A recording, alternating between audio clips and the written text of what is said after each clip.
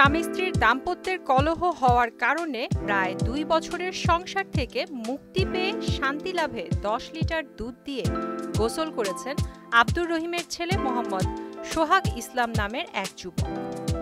তার বাড়ি দিনাজপুরের বীরগঞ্জ পৌরসভার ৪ নং ওয়ার্ডের স্লুইস গেট এলাকায়। গেল রোববার বিকালের দিকে এই ঘটনাটি সামাজিক যোগাযোগ মাধ্যমে ছড়িয়ে পড়ে। এরপর শুরু হয় ব্যাপক আলোচনা ও সমালোচনা। জানা গেছে ২ বছর আগে সোহাগের সঙ্গে এক মেয়ের বিবাহ হয়।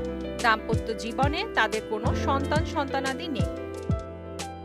সোহাগের অভিযোগ, দাম্পত্য জীবনে তাদের দুজনের মধ্যে মিল ছিল না। এতে খুশি হয়ে স্ত্রীর পাপ মোচন করতে দুধ দিয়ে গোসল করেছেন। বিষয়টি এলাকায় চাঞ্চল্যের সৃষ্টি হয়েছে। প্রিয়াঙ্কা নিতু, মোহনা ডিজিটাল।